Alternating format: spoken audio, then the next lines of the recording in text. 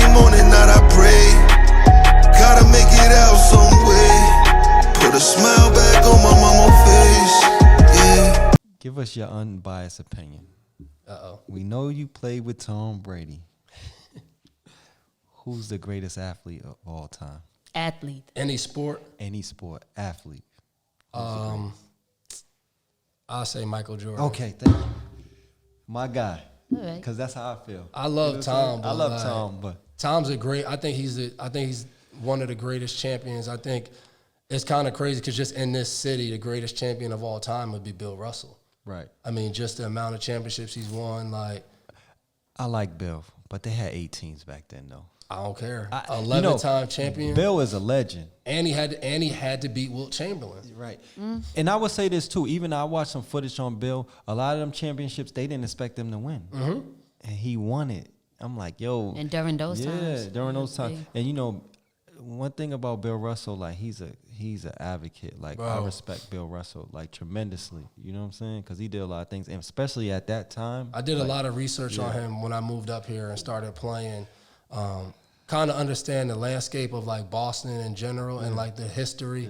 And I thought it was interesting, especially when they built the statue of him and him talking about how he never came back to Boston, like how he kind of low key hated Boston because of, all of the glory he got after the fact, and people talk about the championships.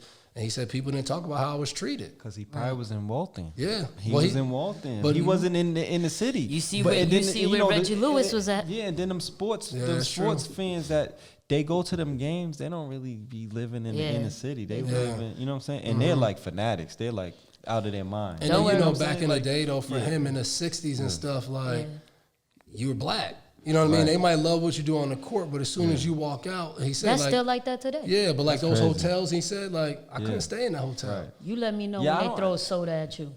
We pulling up. Oh, yeah, listen. I can't do that.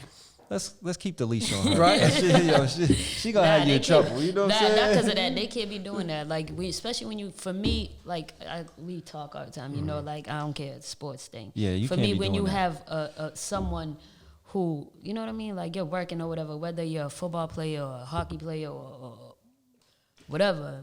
They say it happens a lot with the Red Sox games. It's like, you sitting out there yelling out racial. Come on, don't do that. Don't or do that. throwing stuff at people and stuff like that. Like, that's wild. Y'all tripping. I always say that. You experienced any of that here? So racial slur? It was funny. At Boston University, I did a race and gender Andrea Kramer, she's from Massachusetts, so she does this Boston every year, or she used to do it. And they asked a question, like as sports figures, do you guys face racism? Because they talking about Jay Farrell, the comedian, talked about like his time in Boston, different places he went. It was the worst kind of racism he's faced. Because, like I said, where do they go? Yeah, you know what I mean. And I think too, because when you think of Boston, I think most people don't think of the minority communities. Right. They think of, what kind of gets the rap. And it was funny because Brian Scalabrine was there, and he was like, I've been out with KG and Paul Pierce. Like, I've never seen them go through anything racist. And I was like, yo, Scalabrine, I said, Kevin Garnett's 7 foot and Paul Pierce is 6'7". Yeah. I said, wherever they go, most people know who they are. Right. I said, so like, even if you're a racist person, you gonna walk up to Garnett and say something to him? No. Nah. But I remember when I first got here and I was in Foxborough, I'm in a Stop and Shop, and it was me and my roommate, this dude Terrence Johnson, and he had dreads, and I had short haircut, and we walking through, and like this older white lady walks by. So, got my carriage, and I stop. Let the lady go by. She stops, and she looks at us, and she hits us with the. Yep. Oh wow. And I just started laughing because it's to me, no matter what level of success, what you do, like in our country, there will always be moments where you're reminded of what you are. Like Randy Moss used to say this all the time. Randy Moss would be like, and I was only with Randy for like maybe 1 or 2 months before he got traded my rookie year.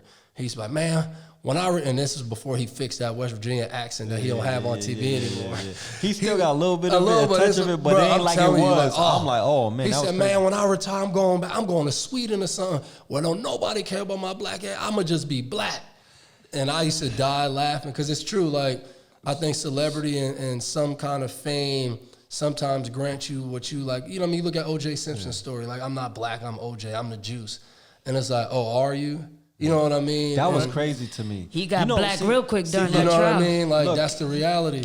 My grandmother, she was in the Nation of Islam, so she raised my mom like that. That's the reason why I don't eat pork. So my mom raised us. I didn't have to go to the mosque because I would have hated it.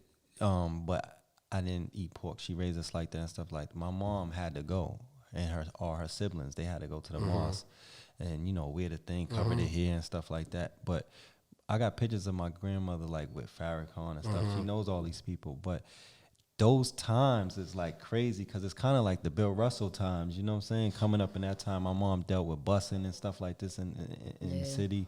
Yeah, so, rocks being thrown at the bus and stuff like that. So it's kind of crazy that, you know what I'm saying, we still going through some of the stuff, but not as bad as they was going to the stuff. It's like, yo, they calling it, because I've been called a nigga by white people, and it's like, yo, what? I was ready to buy Fenway.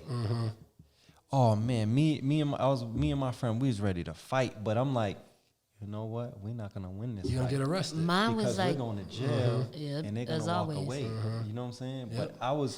But they was with a couple people that was holding them back, like, no, just stop. And I'm just like, you know what? Like, if we pursue it, we're going to jail at the end of the day. I know. But that's what's not fair because there's so many people that cannot control that anger, that cannot hold back, that cannot have a friend that tell them to chill. And depending on where I'm at, I don't know if I can. You know what I'm saying? Like, and we how have to close you understand, are. like, And them calling you that word, to me, it's violent. Yeah. You know what I mean? So it's deeper than so many people can understand and think. But, I mean, like, for me, when I first can remember actually identifying and witnessing like racism was Pop Warner. We was kids. I was a cheerleader. You had the football teams, you know.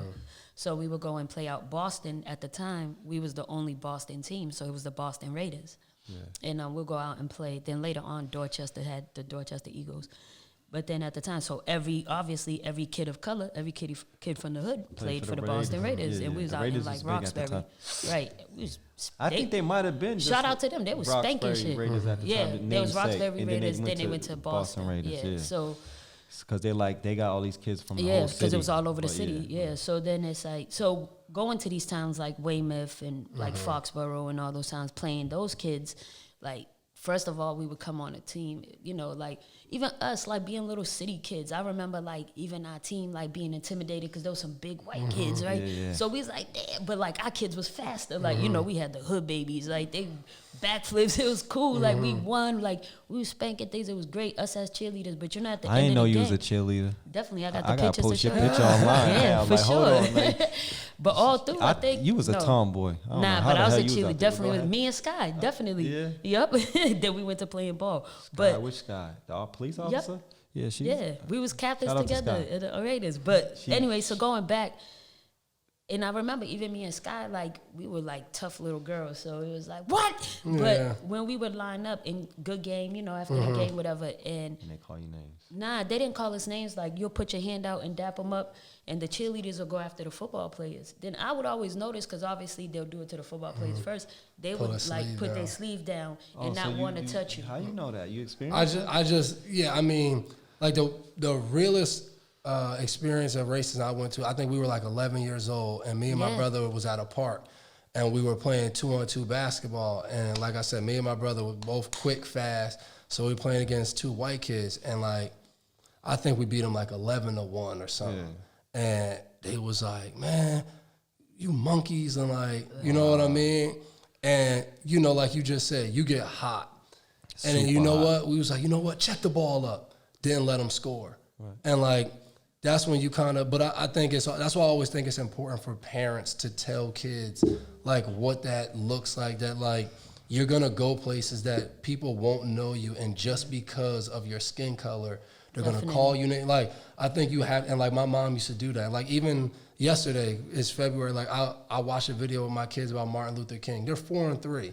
But I'm putting a little bit in their mind, because they know, like, they notice that not everyone looks the same. Like, they see those things. Right. So I think it's so important that you don't want your kids to grow up thinking that a race is bad people, but you want them to grow up and know that, hey, there's going to be places you go that there's going to be nothing you do and people are going to hate you. Especially I feel like that because my kids are going to grow up totally different than how I grew up. Definitely. You know what I mean? have So to.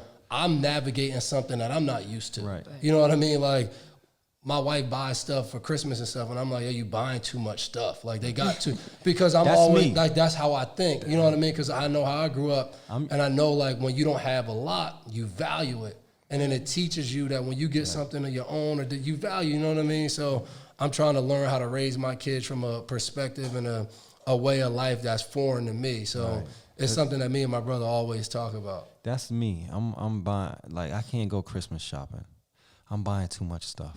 When I retire, I got to like- get more into it. I'm like- my kids be opening gifts on Christmas. I'll be like, damn, I don't even know. I ain't know you got that. Oh yeah, I'm see, brutal. I do the Christmas shopping. Oh, know you what do? I'm saying? Yeah, I do the Christmas Not shopping. me. So I'm buying all the stuff, and I'm like, yeah. Every year I tell my girl, like, man, you gotta do it for me. You know how to budget better. Yeah. I'm just in the store, You like, end up- this ain't enough. Let me get that. I'm buying all my friends' kids' gifts. You get to checkout and you're I'm like, just I spent God this damn, much. I didn't even put a dent in this, and I had a whole list. I'm like, yo, this is crazy. You got to do this for me because I'm buying too much stuff. Because I'm thinking back when I was a kid and I wanted all this But stuff. I tell and you know that what all I'm the saying? But time. my You mom buy made it all the happen. kids' stuff. I Yeah. tell you, you gotta get the kids on She birthdays. had to tell us, right? Because I'm buying all Y'all the kids stuff. forcing it. She's like, listen, we're only doing birthdays. We're not doing Christmas Yeah. because we're doing Christmas There's and so birthdays. many. I So don't I'm like, got I'm that like, type I of get money. hate when my friends be doing that because then I'll And be then like, some of them, yeah. their birthdays fall right after. It's like Christmas, it's yeah. Christmas, then it's his Yeah. birthday, then it's this one's birthday, then this one got a son, it's his birthday, then this one won't give me 3 and I was like, kids. I was like, thanks, bro, because I wasn't gonna be the one to say it. You know what I'm saying? But I'm Somebody like, yo, needed you to said say it, though. It had to be said. I'm caught up in this fast life. Every morning that I pray.